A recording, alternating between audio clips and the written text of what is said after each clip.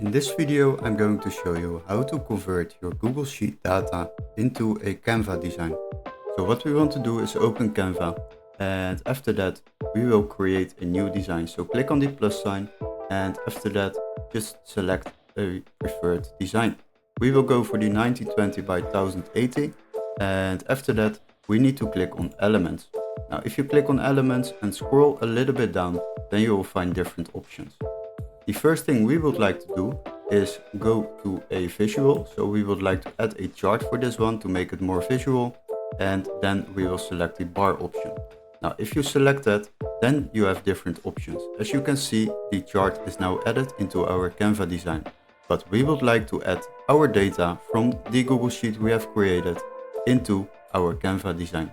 So the next step is, of course, scroll a little bit down. There you will find data, and here you can import data. So what we will do is click on that and then click on the app's Google Sheet. Now you have to log into your account, so I will do that, and as you can see we can continue.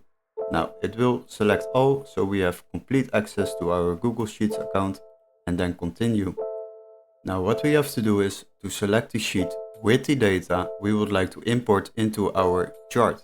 So we will select the sheet and then we will import the data. As you can see, we have the data over here, but we would like to import it. So click on done, and now it will be automatically added into our sheet. But as you can see, the range is not okay. So we will need to change it. So the next step is go back to data, and here we will change the chart setup. So here you can see we have selected videos uploaded, but we would like to show the months beneath it. So we will go to videos uploaded, and here we will change it to month. And as you can see, now the months are displayed underneath the chart, and the amount of videos which we have uploaded are shown on the left side on the y-axis. As you can see, this is how you import data from a Google Sheet into a Canva design. Hopefully this video was helpful. Don't forget to like and subscribe, and we would love to see you in our next tutorial. Cheers guys!